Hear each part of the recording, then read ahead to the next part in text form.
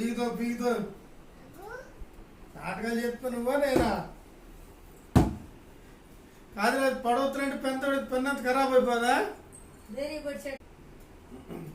10 కేకలు వేసినా కూడా ఇట్లా అసలు ఎవరు ఒళ్ళు పగిలింది ఇందా పట్టేది ఇందా మీ అమ్మ తెచ్చింది కదా మరి నా దగ్గరికి వచ్చేకప్పుడు ఎప్పుడు తెచ్చింది పొద్దున